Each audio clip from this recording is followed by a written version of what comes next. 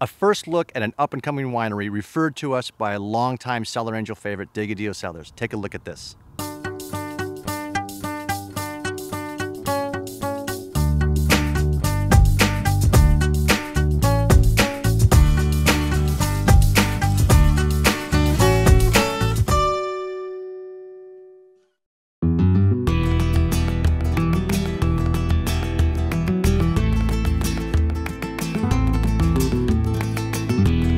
Well, Miriam, I want to thank you for stepping in and sharing with us your wine, but I really want to learn more about the story, which I think is fascinating.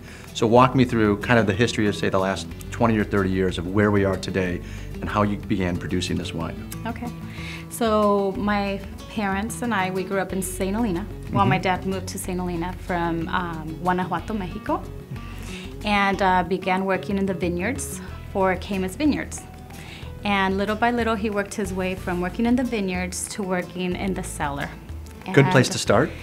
Great place to start. He was working closely with John Bolta, who was at the time the white winemaker. He was making he still makes the Conundrum.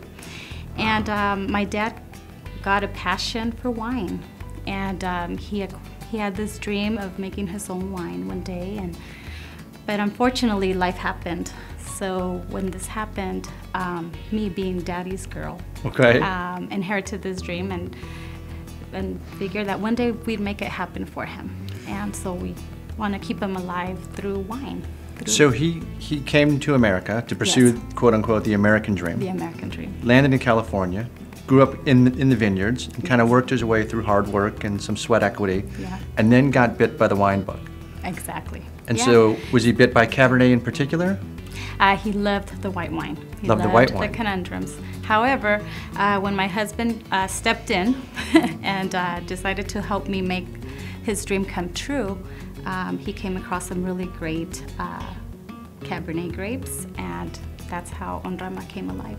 We were introduced through another great Cabernet producer, Ignacio Digadillo of Digadillo Cellars. So when he says you need to taste this wine, we tend to listen. Yes. So I want to thank you for having us here. And I know a big thing for him is giving back to the community. So tell me a little bit about how Cellar Angels and giving back resonates with you. Giving back is, growing up, everybody needs something, whether it's children or education or single moms or single parents. And giving back is just being extremely grateful to what you have accomplished, and you have worked as a community to make this happen.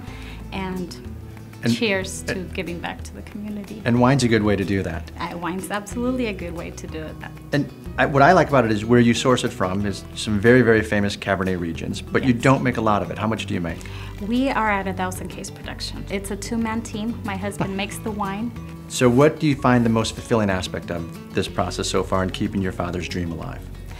The most fulfilling aspect is keeping my father's dream alive. Through every sip of wine, I feel like, Dad, you're here with me, and we're out there making it happen. Outstanding. Well, cheers to that, and thanks for having us. Thank you. Just a beautiful Cabernet and an equally compelling story. Do yourselves a favor, grab some of this wine. At only 1,000 cases in their second vintage, it's not going to last long.